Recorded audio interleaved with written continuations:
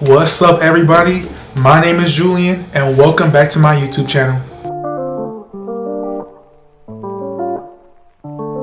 Okay, so I'm not sure if you saw my last video, but in the last video I gave 5 tips for pre-med students that I think are vital to the pre-med student experience, and I decided that I just could give 5 more in this video, so stay tuned for those. Also, before we go any further, my page is dedicated to helping students of all sorts grow and succeed, and if that's something that you feel like you need or you benefit from, then make sure you hit that subscribe button down below, leave a like, and then also leave a comment if you want to, that never hurt anybody.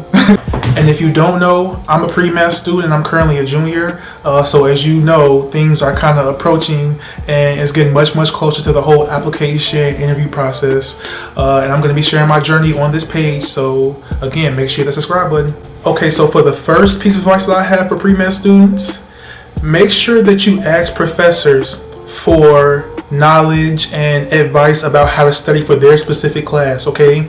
I know we all have our own specific studying methods that work best for each of us, but they may be able to offer you insight as to how you can most effectively study for their specific course. And I definitely did this with my biochem class because biochem was really hard, and I talked about this in the last video and in other videos as well because biochem was traumatizing. But there's, I guess, a certain way that you have to study for that class. It's much more information than most students are used to learning in their other classes, so you may have to adjust. Even if you're already very good at studying, I guess, for your other classes, you may still have to adjust to studying for that much information at once in one semester.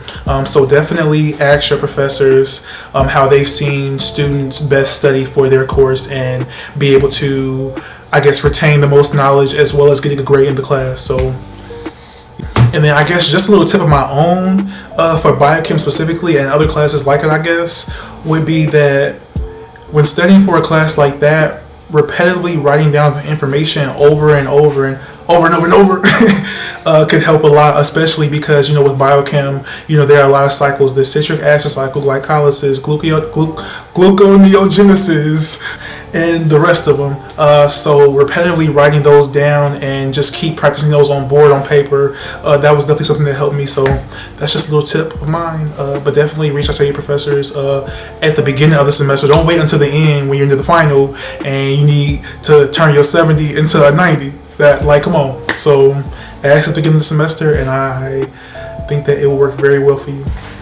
Okay, and for my second piece of advice, I would say to use tutors.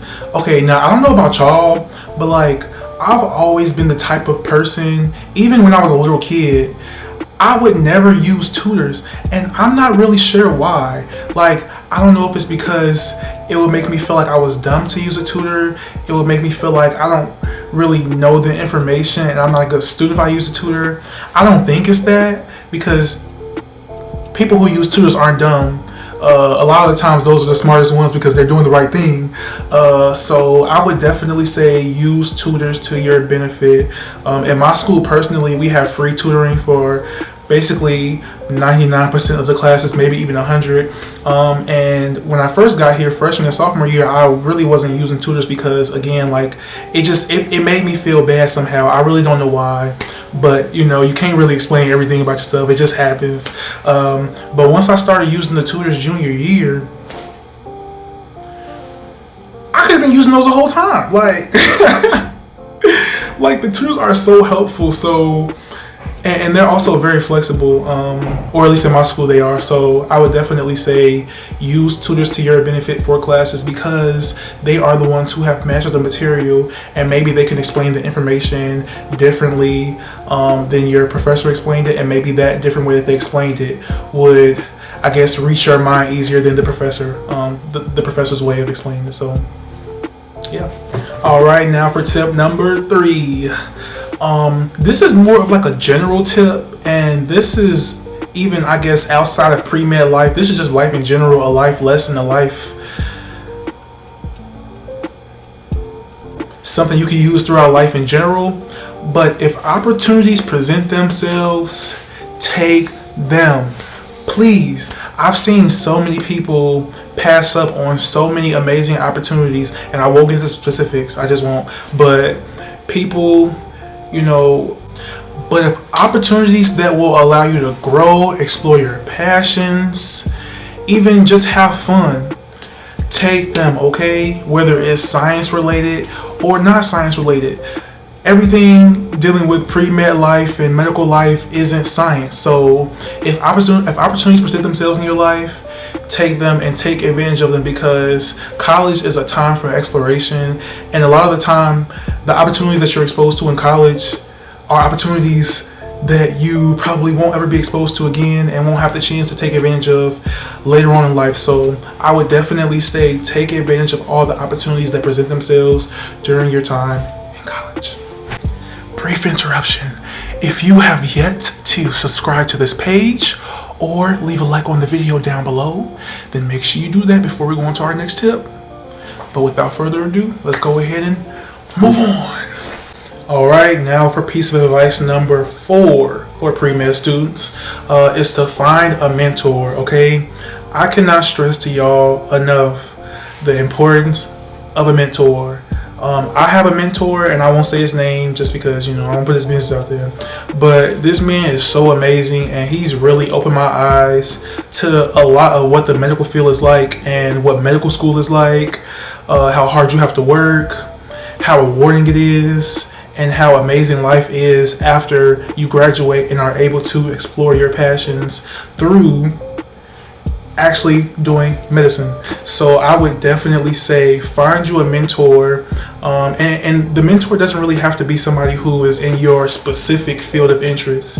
It can just be somebody in the medical field in general. But the mentor can really be there to give you advice, calm some of your scared and and terrified emotions about the whole process, help you out with your application, help you find different activities that will make you a better applicant, tell you about their experience. Like, there's so much wisdom and knowledge that you can gain from mentors, and I really can't stress it enough.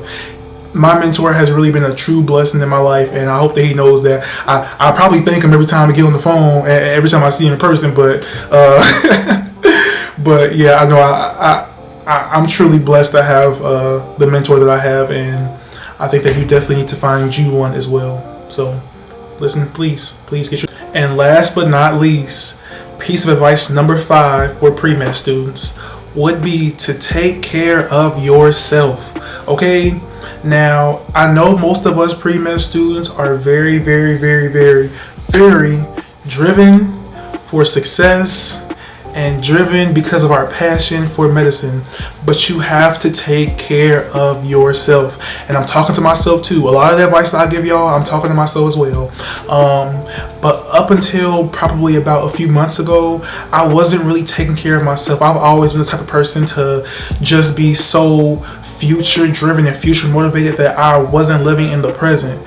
And that can take a toll on you after doing that for so many years. So my advice to y'all, and this is probably the biggest piece of advice that I have of all the advice I've given in this video and the last video, take care of yourself, okay? Because your mental and physical health is what keeps you going and what allows you to even explore your passion for medicine. So take care of yourself. I don't care whether that's taking a 30-minute break in your busy day to just go outside and take in some sun, or laying in your bed, giving yourself about 30 minutes before you go to bed at night to just watch YouTube and enjoy yourself. But take care of yourself, please, okay? Y'all have to promise me. Take care of yourself. Okay, and that was all for this video today. I really hope that y'all enjoyed the tips that I've given to you all.